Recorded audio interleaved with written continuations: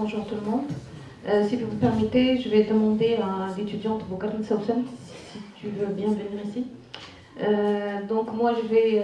la programmation a fait une bonne transition entre ce qu'a dit Monsieur Belhani et ce que je vais présenter. Lorsqu'on a commencé à parler de la préparation de cette journée, il était question de la pédagogie numérique. Donc on a vu l'avis dans l'acte pédagogique, quel l'enseignant, quel l'enseignant, quel l'apprenant et l'enseignant. Donc on s'est dit, on va essayer de voir quel est l'avis de l'étudiant. Dans cette, Monsieur Belhani vient de donner des chiffres concernant l'avis des enseignants. Moi, je vais vous présenter un peu l'avis des étudiants dans cette vision du numérique. Et dans cette étude qu'on a faite, on va présenter les résultats préliminaires d'une enquête qu'on a réalisée. Donc, j'ai réalisé avec l'aide de deux de mes étudiants, mademoiselle Soussen Bougam, que j'ai insisté pour qu'elle soit là, et monsieur Tarek Mohameda, je pense qu'il est pas là. Voilà, donc l'idée c'est de voir un peu à l'ère du numérique qu'est-ce que les étudiants font justement.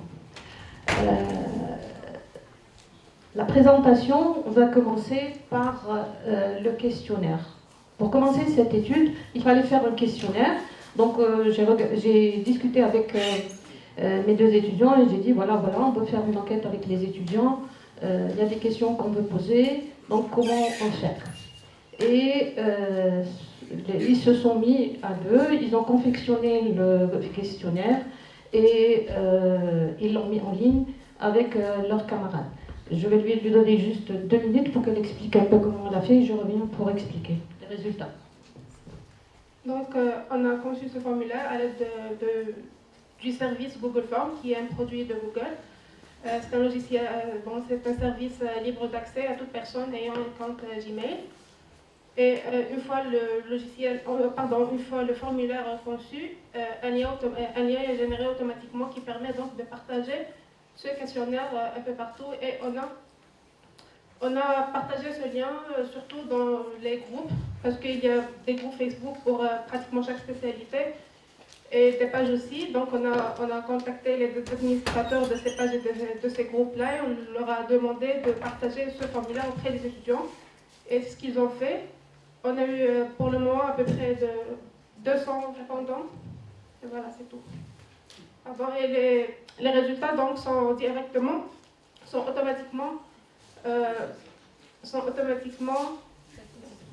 voilà. Merci Soussen. Donc là c'était juste pour dire que maintenant avec les outils du numérique, tout devient facile et très simple d'accès. Il ne faut pas être spécialisé pour accéder, il ne faut pas être spécialiste non plus pour concevoir un questionnaire et travailler dans le monde virtuel. Donc le questionnaire, comme l'a expliqué Soussen, comporte 21 questions. Au départ, moi j'avais pensé à un questionnaire en français et c'est vrai qu'après en discutant avec eux, il y a une partie en arabe et en français. Et d'après les réponses, on a vu que c'était bien vu de faire ça puisque 50% ont répondu en français et 50% ont répondu en arabe. Alors, qui a répondu à ce questionnaire? Bien sûr, comme elle a expliqué, ça a été partagé dans les groupes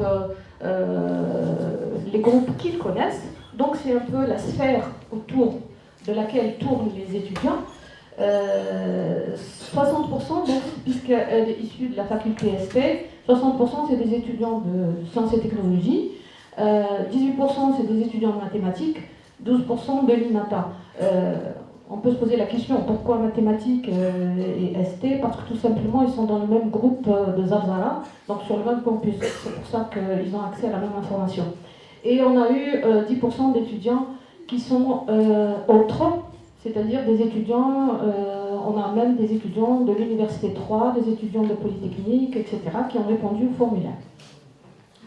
Leur niveau, on a des étudiants, la plupart, c'est de L3 jusqu'à L2, c'est-à-dire qu'ils ont déjà quand même depuis un certain temps au niveau de l'université. Alors, comment la relation de ces étudiants-là par rapport à Internet? Eh bien, ces étudiants, dans la majorité des cas, passent au moins entre 2 et 3 heures par jour sur Internet. C'est-à-dire 35% par exemple passent plus de 20 heures par semaine sur Internet. Donc là, ça devient quelque chose qui fait partie de leur vie de tous les jours. Qu'est-ce qu'ils regardent? Quels services d'Internet ils utilisent?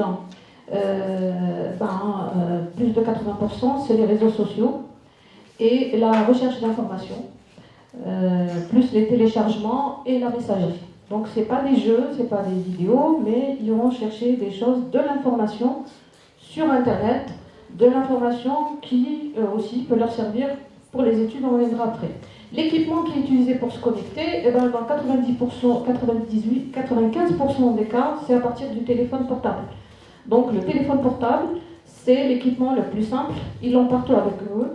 Et donc on a beaucoup remarqué que même dans les cours, des fois vous êtes en train de faire votre cours, l'étudiant il est sur son téléphone, il n'est pas en train de discuter, en général il est en train de faire une recherche, un complément de recherche de ce que vous êtes en train de raconter sur Internet.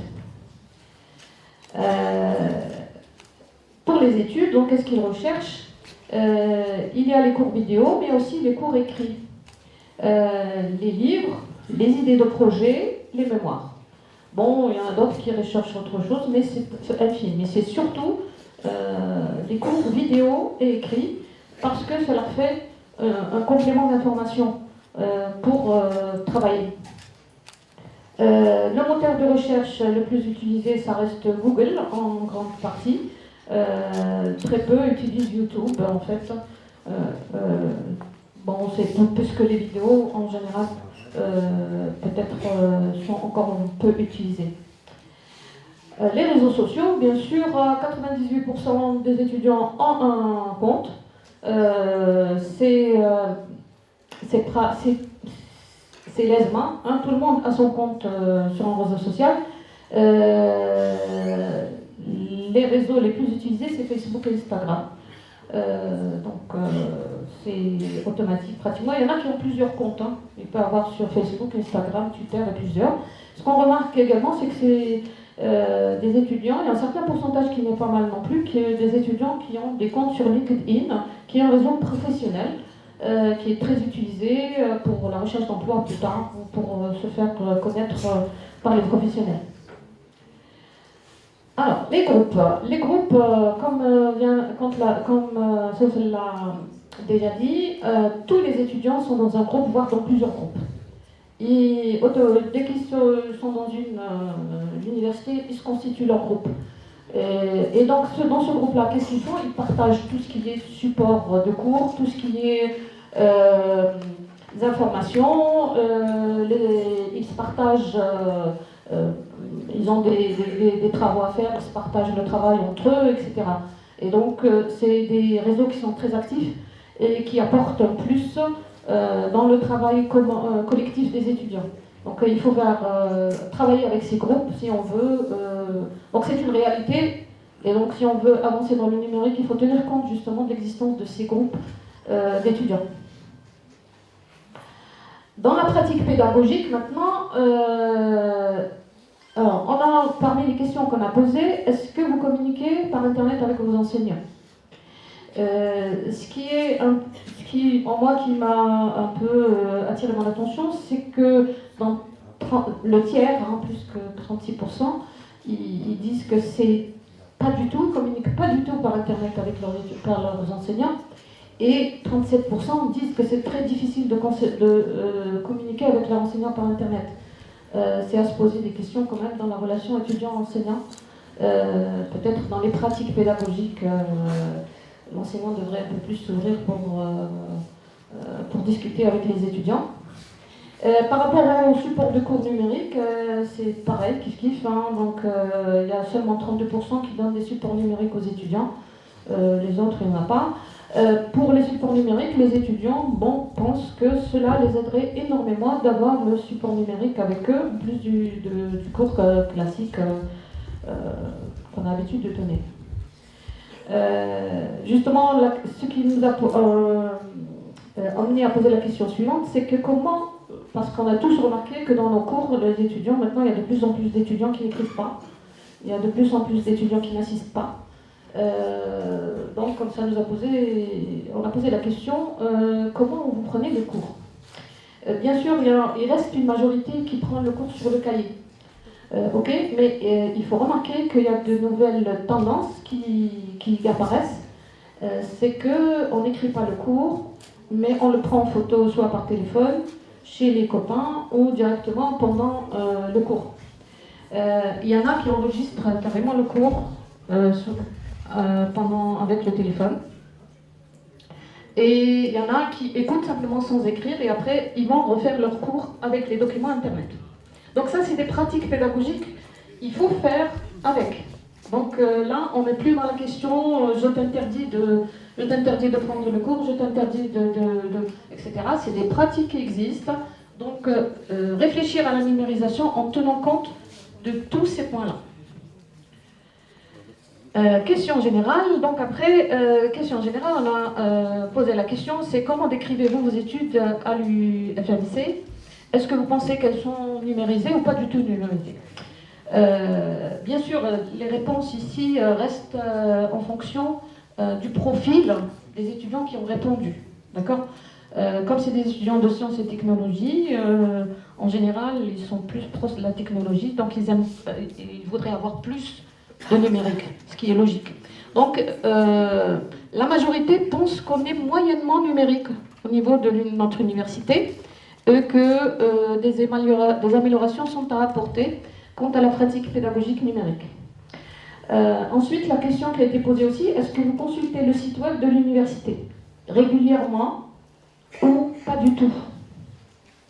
Et bien quand même, il y en a 44% qui disent jamais ne consulter le site de l'université.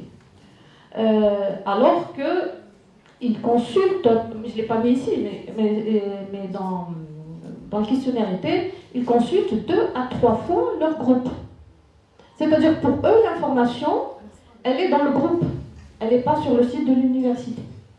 Donc là aussi, il faut, je pense, faire un travail sur cela.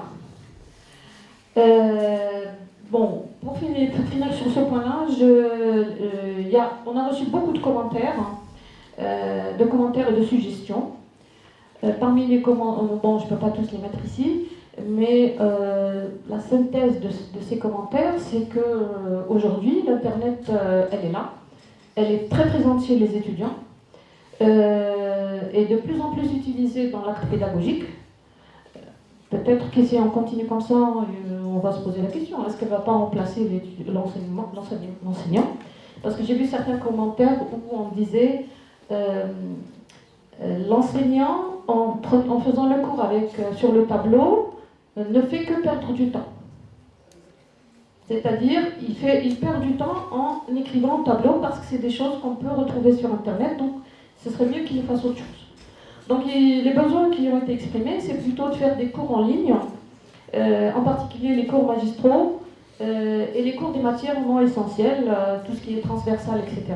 Ça serait bien que ce soit en ligne. C'est contraire à ce que les enseignants pensent et ce qu'a dit M. Belhadi, qui pense que les étudiants, ça ne les intéresse pas. Si, les étudiants, ça les intéresse. Les cours en ligne les intéressent énormément. Il demande aussi l'administration, c'est-à-dire qu'ils aient accès par Internet à tout ce qui est l'emploi du temps, les notes, les attestations, tout cela, et que ce soit mis à jour à chaque fois, que ça leur permet de faciliter les déplacements, etc. À faire plus de publicité, je dirais, hein, sur les services numériques de l'université, parce que peut-être qu'il y en a beaucoup qui ne sont pas connus.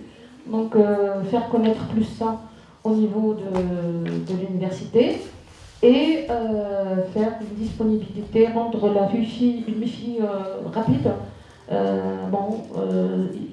Ici c'est noté au niveau des laboratoires, c'est ce qui a été demandé, mais en fait sur certains espaces numériques de l'université. Voilà, donc ça c'est un peu ce qu'on va faire dans la suite, c'est qu'on va un peu généraliser cette enquête un peu à toutes les spécialités et en tirer les enseignements qu'il faut pour que la politique de numérisation que l'université doit entreprendre soit efficace, hein, et soit bien prise en compte par les étudiants. Voilà pour l'aspect pédagogique. Si vous me permettez, j'ai encore, comme je m'occupe de la relation université-entreprise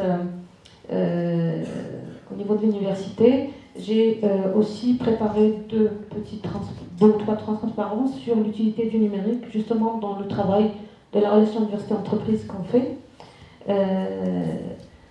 Donc le bureau de liaison université-entreprise, le bleu, de l'université a trois missions principales. Donc c'est la relation avec le secteur socio-économique, mais aussi la gestion des stages, l'information et l'orientation des étudiants et le suivi des étudiants, des diplômés qui ont terminé. Le point des stages sera abordé par Kenza tout à l'heure, mais moi je voulais juste vous présenter deux petites expériences concernant les deux autres points, c'est-à-dire l'information et l'orientation et le suivi des étudiants, par rapport à comment on alimente justement ce site. Et bien tout simplement, régulièrement, pratiquement tous les jours, on va consulter tous les sites susceptibles de mettre des offres d'emploi, des offres de recrutement. Parce que, enfin, c'est regrettable, mais maintenant, quand il y a des annonces, c'est toujours, quand il y a des annonces de recrutement, c'est sur le journal. Les étudiants, il y en a très peu qui lisent le journal. Donc il faut aller leur chercher l'information, essayer de leur mettre ça accessible. Par exemple, la période du 1er octobre au 31 décembre, on a fait 50 publications de recrutement et en cours, et on a eu 24 vues sur ces annonces-là. 24 000 vues sur ces annonces-là. Là, c'est un panorama de ce qui a été publié, par exemple. Et là, on regarde, par exemple, quelles sont les annonces de recrutement qui ont le plus saturé d'étudiants.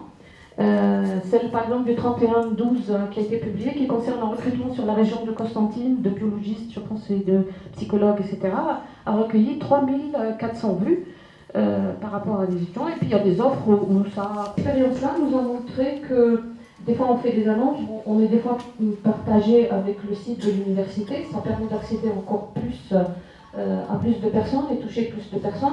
On a fait le choix de voir tout ce qui est recrutement, donc site de la fonction publique, emploitique, les ministères, etc., sur la région de Constantine.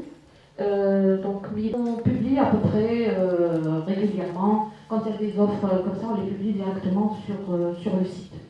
Un exemple tout simple, c'est que dernièrement, on a vu que le ministère de l'Intérieur, des collectivités locales, a organisé un concours pour les ingénieurs de la ville. C'est une école qui a ouvert aménagement urbain. GTU, c'est l'université 3, mais ça reste quand même à Constantine. Et en même temps, et aussi pour la partie chimie, écologie, environnement, biotechnologie et génomique végétale. Donc on va continuer dans ce sens-là et on va essayer de diversifier les sources.